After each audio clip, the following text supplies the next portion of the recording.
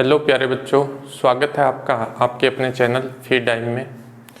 अपने बेटा विद्युत चुम्बकीय प्रेरण कर रहे थे। पिछले वीडियो में अपने पढ़ा था कि नियत कोणीय वेग से समरूप चुंबकीय क्षेत्र में घूर्णन कर रही चालक छड़ के सिरों के मध्य प्रेरित विद्युत वाहक बल का मान क्या होता है।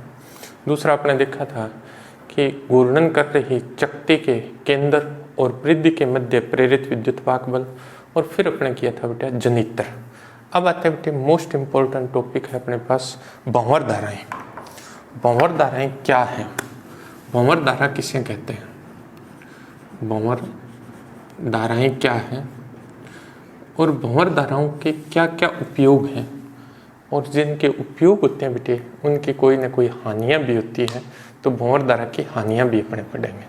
सबसे पहले है कि भंवर धारा है क्या चीज़।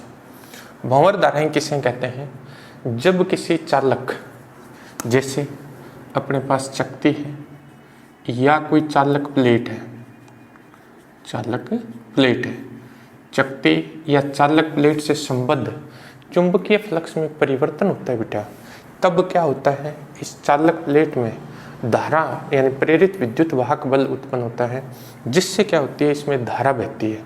ये जो धारा होती है बेटा वो जल में उत्पन्न भंवर के समान होती है। इसमें जो धारा उत्पन्न होती है वो जल में उत्पन्न भंवर के समान होती है, उत्पन्न भंवर के समान होती है। इसलिए इन धाराओं को क्या नाम दे दिया गया, भंवर धाराएं। जल में उत्पन्न धाराएं क्या होती है, देखिए जल में उत्पन्न धाराएं कैसी होती है। जब अपने क्या करते हैं, पानी को ऊपर से नीचे गिराते हैं तो पानी घूमने लग जाता है, रोटेट होने लग जाता है। उसी को क्या कहते हैं, जल में उत्पन्न भंवर कहते हैं। और चालक में जब चालक से संबद्ध चुंबकीय फ्लक्स में परिवर्तन करते हैं तो उसी आकृति में इसके अंदर धारा उत्पन्न हो जाती है।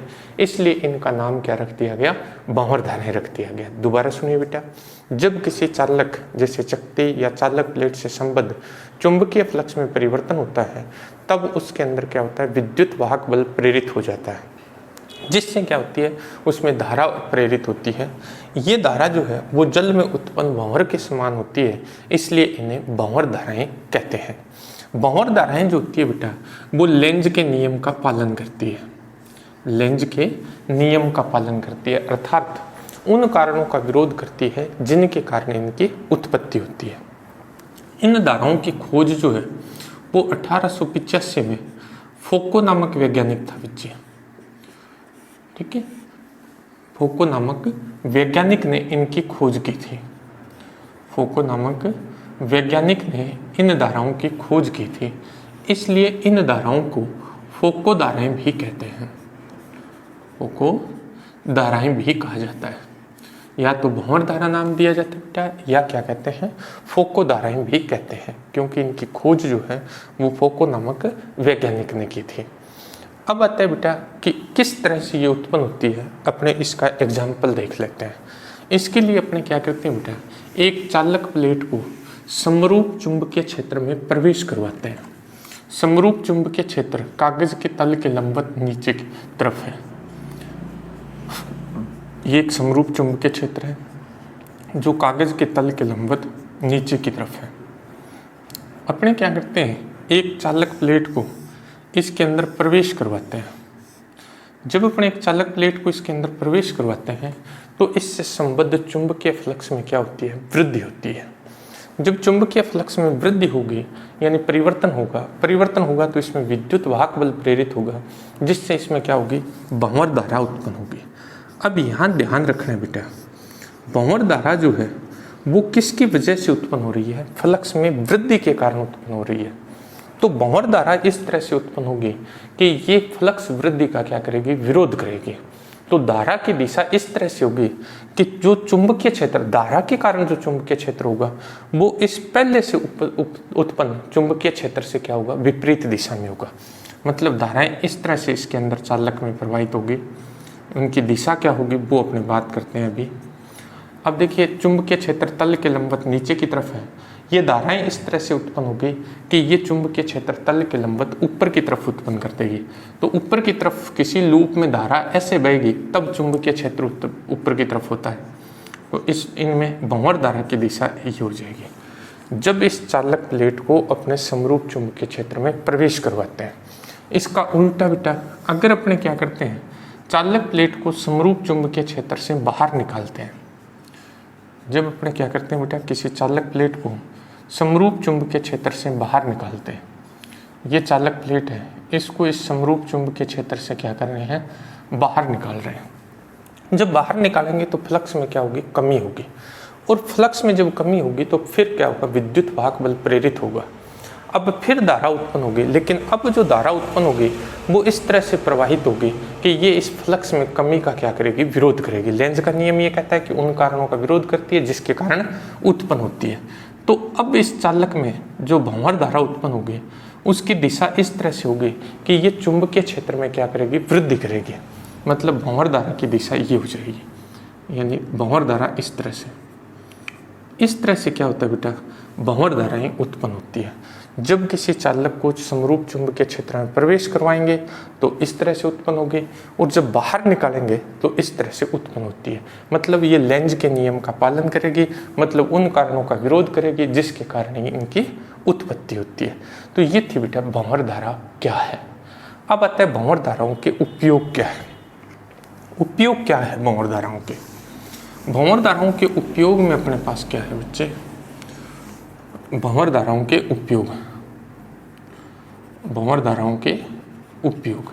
और यहाँ से क्वेश्चन बोर्ड में आता है बेटा, ये मोस्ट इम्पोर्टेंट क्वेश्चन है बेटा, भंवर धाराओं के उपयोग। भंवर धाराओं के उपयोग में नंबर 1 है अपने पास बेटे, नंबर 1 2 कुछ नहीं बच्चे, लेकिन अपने पास पहला जो है वो ये है, धारामापी को रुद्धदोल बनाना। धारामापी को रुद्धदोल बनाना, रुद्धदोल बनाना, रुद्धदोल बनाने में मीनिंग क्या है बेटा? रुद्धदोल शब्द का अर्थ क्या होता है? अंग्रेजी में इसको बोलते हैं बेटा dead beat, dead beat galvanometer. Dead beat का अर्थ क्या है? आपने देखा होगा कि जब अपने धारामापी में धारा प्रवाहित करते हैं तो धारामापी की सुई आराम से जाती है और एक छोर पे या कहीं भी जाके इस तरह से रुक जाती है, वो यहाँ वाइब्रेट नहीं करती है। ऐसे धारामापी जो होते हैं वो रुद्धदोल धारामापी होते हैं। उसका कारण क्या होता है? कारण होती है बेटा भंवर धाराएं। अपने को पता है जब अपने किसी चालक से संबद्ध चुंबकीय फ्लक्स में परिवर्तन करते हैं तो उसमें क्या होता है, भंवर धाराएं उत्पन्न होती है।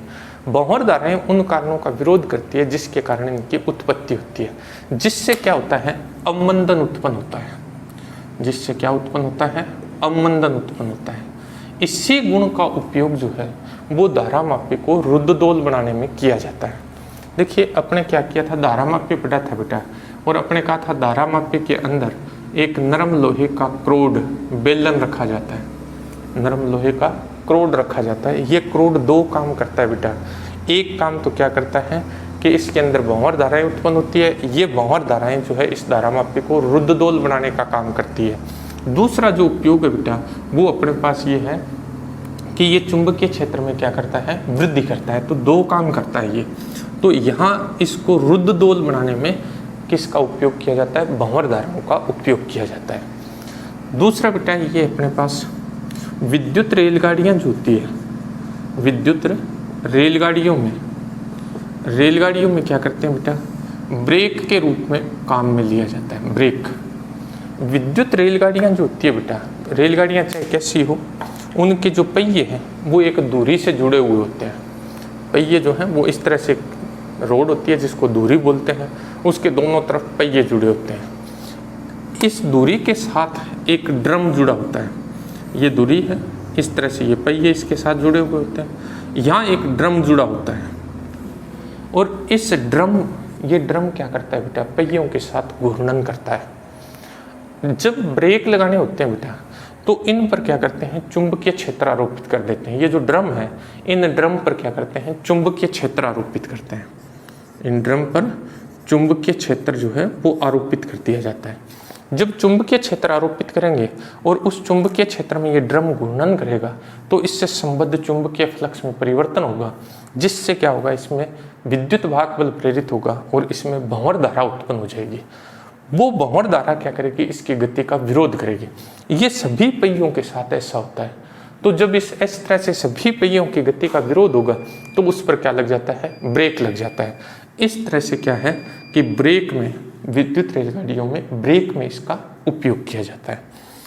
तीसरा बच्चे अपने पास है ऊष्मापार्य उपचार में। ऊष्मापार्य उपचार में इनका उपयोग किया जाता है। ऊष्मापार्य उपचार कैसे है? इसका उपयोग जो है बेटा वो शरीर में जो ऊतक होते हैं उन ऊतकों की सिकाई के लिए किया जाता है।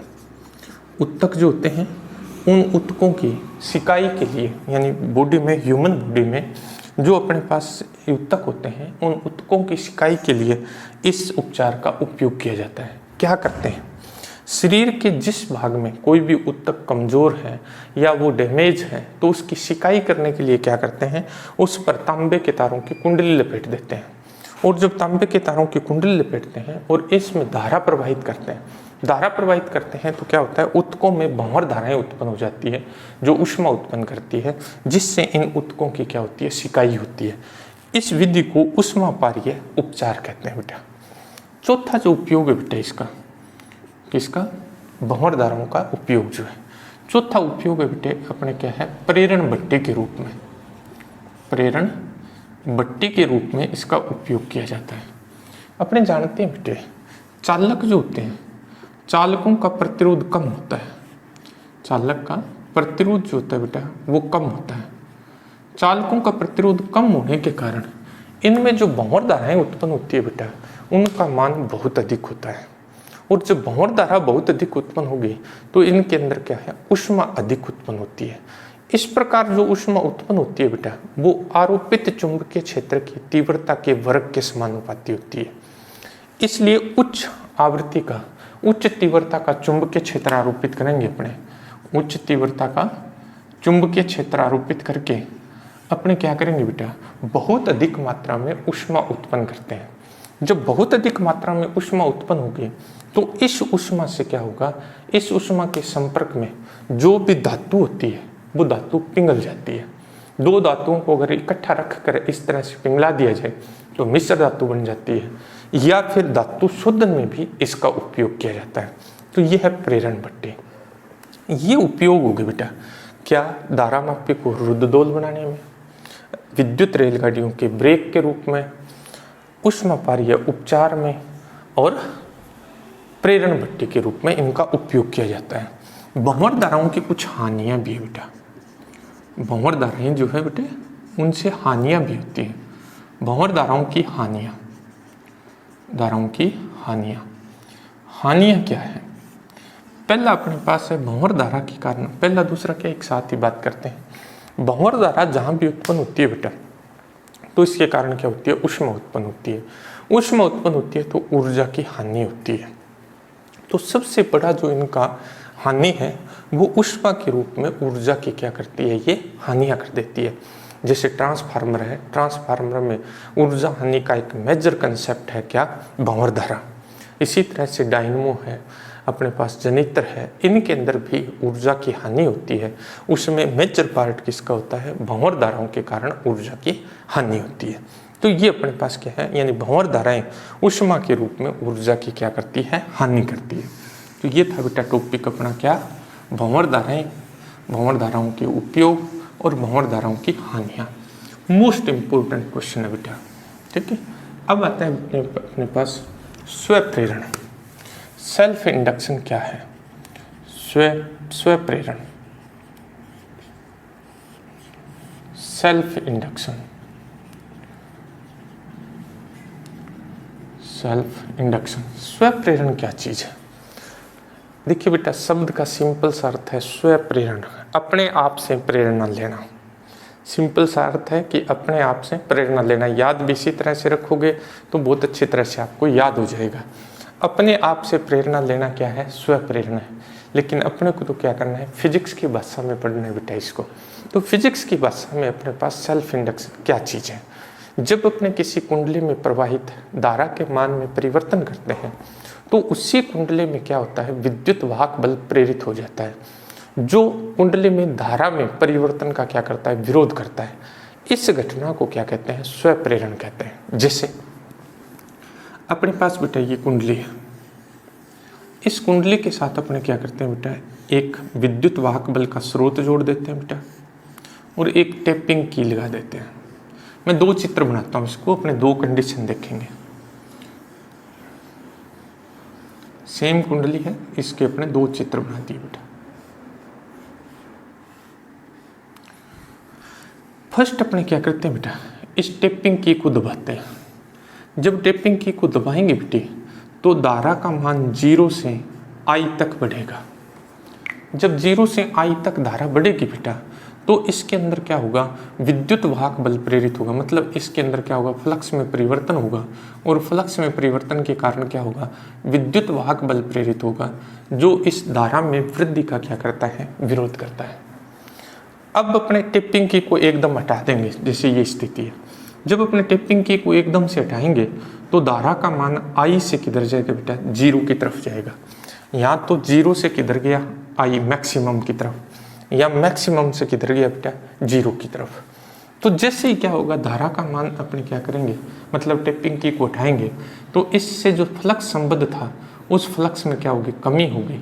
कमी होगी तो विद्युत वाहक बल प्रेरित होगा, जिसकी दिशा ये होगी।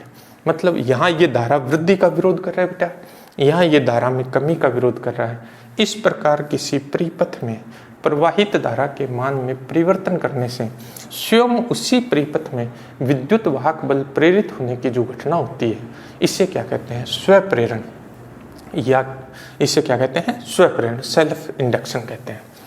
अब आते हैं बेटा स्वप्रेरण गुणांक।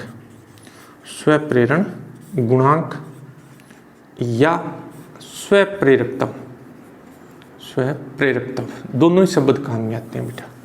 स्वप्रेरण गुणांक या स्वप्रेरकत्व अपने पास क्या है, किसी कुंडली से संबद्ध चुंबकीय फ्लक्स जो होता है बेटा, वो उस कुंडली में प्रवाहित धारा के समानुपाती होता है।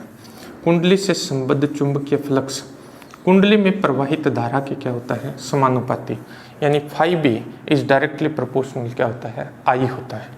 तो φB इज इक्वल टू अपने पास आ जाएगा LI। L एक समानुपाती नियतांक है बेटा, जिससे क्या कहते हैं, स्वप्रेरकत्व, स्वप्रेरकत्व या स्वप्रेरण गुणांक कहते हैं। इसका मान कुंडली की आकृति, कुंडली की आकृति, आकार, फेरों की संख्या, फेरों की संख्या तथा कुंडली में माध्यम पर निर्भर करता है। कुंडली में माध्यम पर निर्भर करता है। स्वप्रेरकत्व L क्या है बेटा, L स्वप्रेरकत्व है या स्वप्रेरण गुणांक है। इसका मान कुंडली की आकृति, आकार, फेरों की संख्या तथा कुंडली में माध्यम पर निर्भर करता है। इसको अपने ऐसे लिखते हैं बेटा, समीकरण 1 को L इज इक्वल टू अपने पास आ जाएगा φB/I। तब अपने स्वप्रेरण गुणांक को इस तरह से परिभाषित कर सकते हैं, किसी कुंडली से संबद्ध चुंबकीय फ्लक्स तथा कुंडली में प्रवाहित धारा के अनुपात को स्वप्रेरण गुणांक या स्वप्रेरकत्व कहते हैं। तीसरे बच्चे अपने इसको इस तरह से डिफाइन कर सकते हैं, यदि I is equal to 1 ampere हो तो अपने पास L इज इक्वल टू क्या आ जाएगा, φB। संख्यात्मक दृष्टि से किसी कुंडली का स्वप्रेरकत्व जो है वो कुंडली से संबद्ध उस चुंबकीय फ्लक्स के बराबर होता है। कुंडली से संबद्ध उस चुंबकीय फ्लक्स के बराबर होता है जो कुंडली में एकांक धारा प्रवाहित करने पर उससे संबद्ध होता है।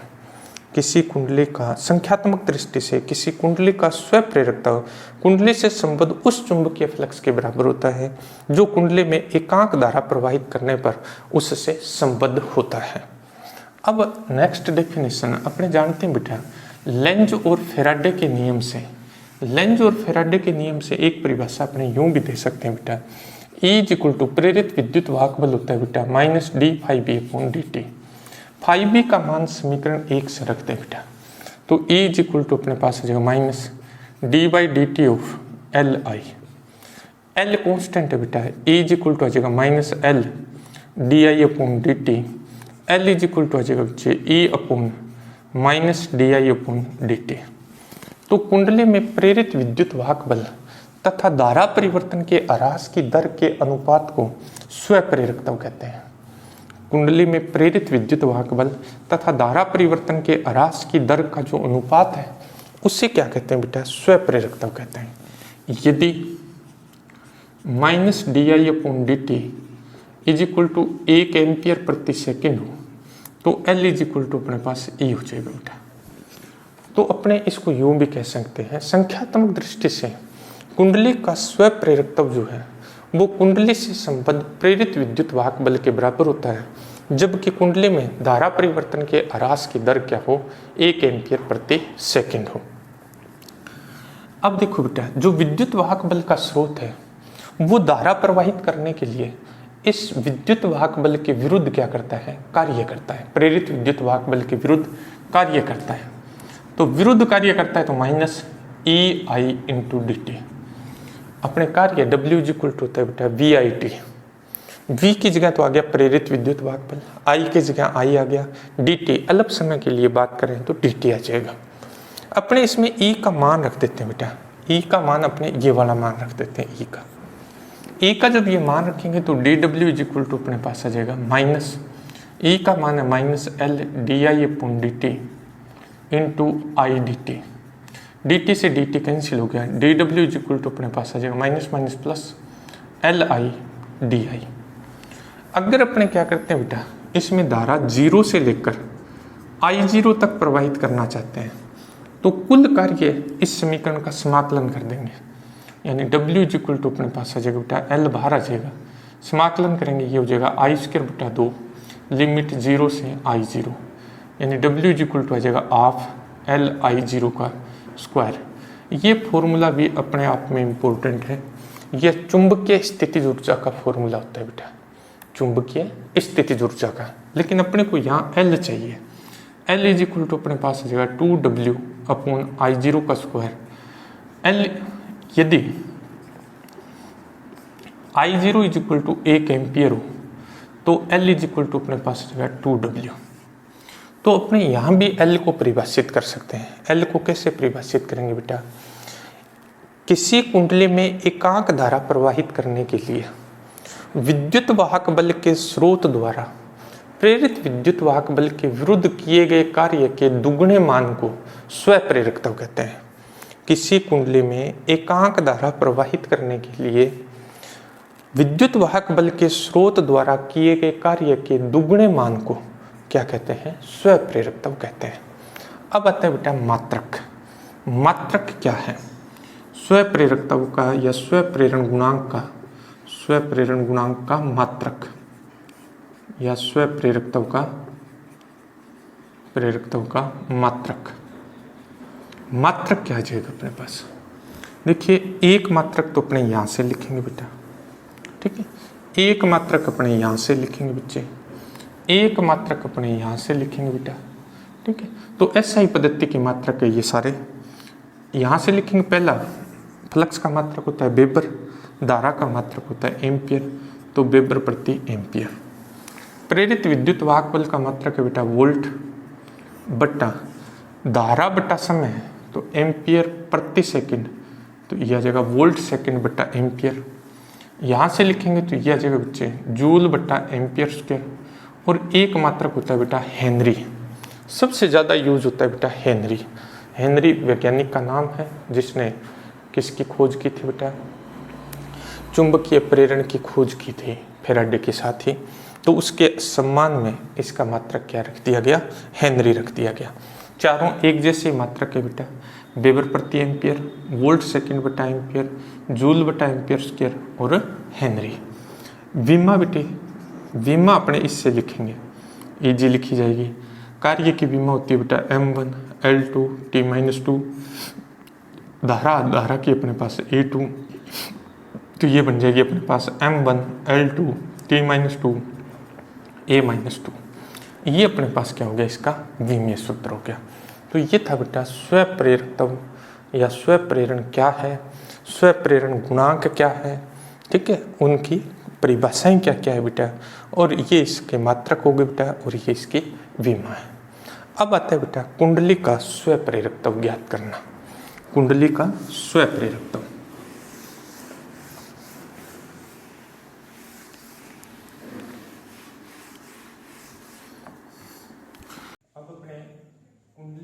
स्व प्रेरकत्व ज्ञात करते हैं बेटे। कुंडली का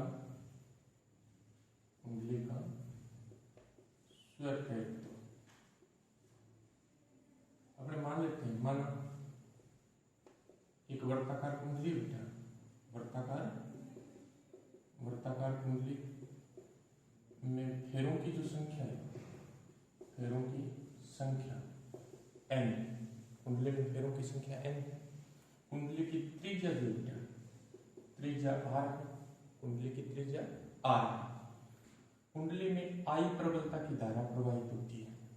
जब कुंडली में I प्रबलता की धारा प्रवाहित होती है तो कुंडली के केंद्र पर चुंबकीय क्षेत्र, कुंडली के केंद्र पर चुंबकीय क्षेत्र जो होता है बेटा, वो अपने पास होता है B = μ0Ni/2r। ये कुंडली के केंद्र पर उत्पन्न चुंबकीय क्षेत्र आ गया बेटा। अब कुंडली के प्रत्येक फेरे से संबद्ध चुंबकीय फ्लक्स, प्रत्येक फेरे से संबद्ध चुंबकीय फ्लक्स को अपने φb' से नाम दे देते हैं बेटा। ये अपने पास जगह B है। कुंडली में फेरों की संख्या n है बेटा, तो n फेरों से संबद्ध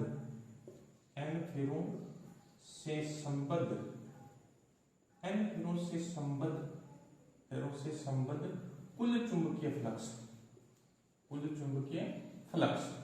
n फेरों से संबद्ध कुल चुंबकीय फ्लक्स कितना है बेटा, φb अपने पास जगह n इंटू φb' आ जाएगा बेटा। φb' का मान रख देते हैं कितना बेटे, BA। φb अपने पास है बेटा n, B का मान अपने पास ये है बेटा μ0Ni अपने पास क्या है 2r इंटू A का मान रख दें, A अपने पास वर्ताकार कुंडली बेटा, r त्रिज्या की वर्ताकार कुंडली है तो उसका क्षेत्रफल अपने पास क्या जाएगा πr²।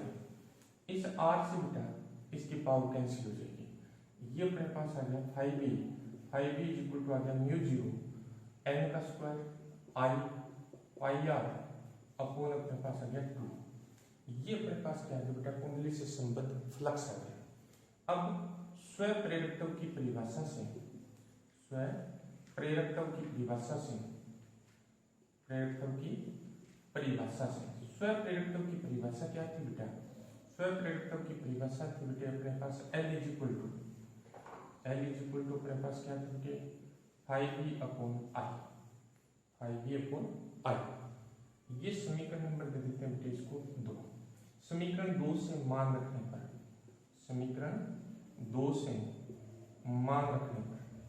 2 से बेटे मान रखेंगे तो अपने पास क्या जाएगा, 2 से जब मान रखेंगे तो अपने पास जाएगा बच्चे